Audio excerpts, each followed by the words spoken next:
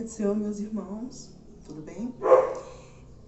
Algum tempo atrás, eu não entendi muito bem a história de Davi. Há muito tempo eu era crente, eu não era serva do Senhor. Porque crente qualquer um pode ser, mas ser servo do Senhor há uma diferença enorme. Muitos sabem disso.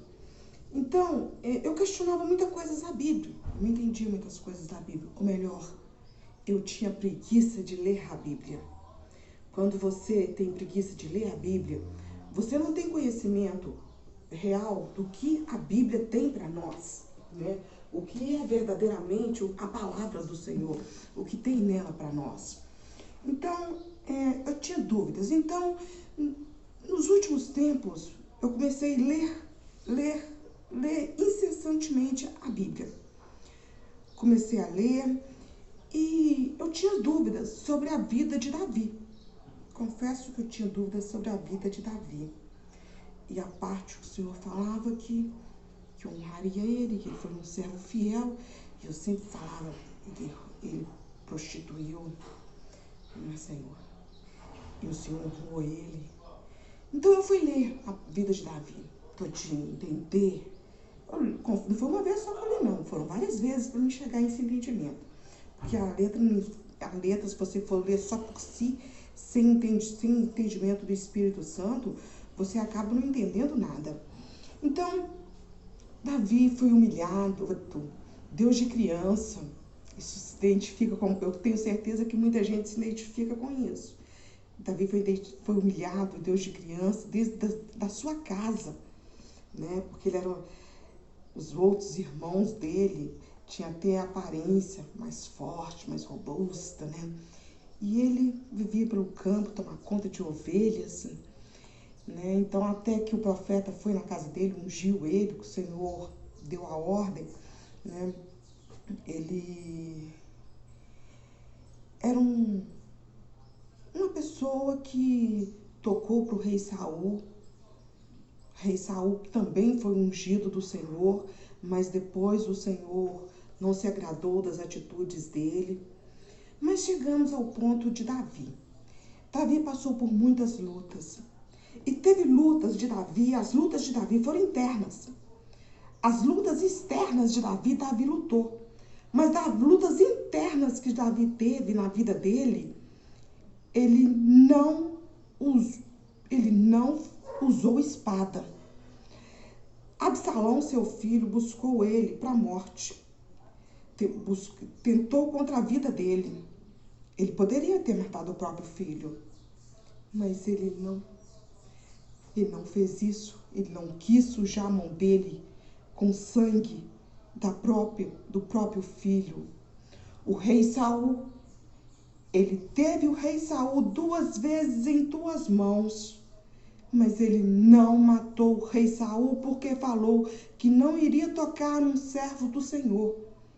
Enquanto muitos aí hoje ficam tocando em servos do Senhor, julgando as pessoas, Davi não fez isso. Eu vou te dizer, Davi foi um homem muito digno. Ao meu ver, hoje ele é um homem muito digno. Porque eu não sei, quando ele entrou naquela cidade que ele estava fugindo do rei Saul, que o rei Saul perseguia, eles jogaram pedras nele. Jogaram pedras nele e xingavam ele, amaldiçoavam. Um homem amaldiçoou ele.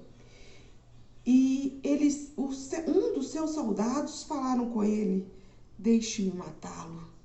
E ele falou, não. Se ele está fazendo isso é porque o meu Senhor permitiu. Então, se nós estamos enfrentando as lutas, é porque o Senhor tem permitido. Se o inimigo tem nos afrontado, o Senhor tem permitido. Mas o inimigo não tem tocado em nós. Ele só tem nos atacado. Ataques e afrontas nós enfrentamos todos os dias. Agora depende de você, se você vai revidar ou não. Eu não sei qual seria a minha atitude se uma pessoa jogasse pedras em mim. Se eu iria chegar perto dessa pessoa e falar assim, se o meu Senhor mandou, amém, eu não sei.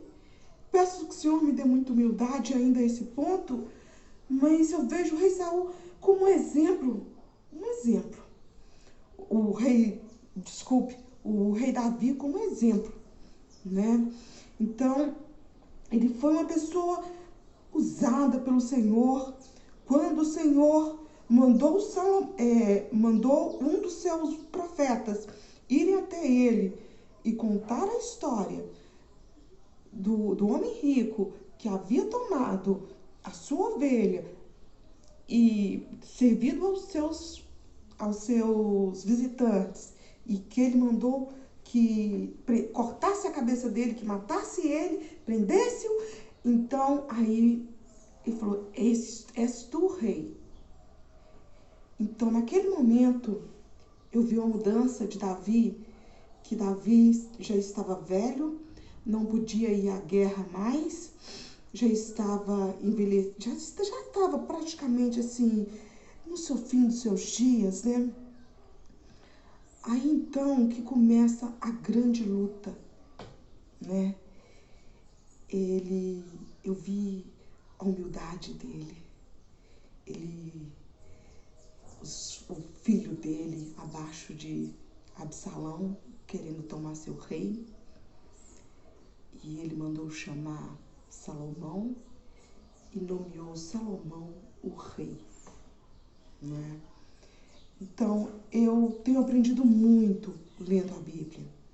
E não há como você conhecer Jesus sem ler Bíblia. Não adianta você... Porque com a Bíblia você pode contestar um pastor, você pode contestar qualquer um. Não adianta. Qualquer pessoa que vir falar sobre Bíblia comigo, ela pode vir tentar me falar qualquer coisa. Eu tenho contexto para falar com ela.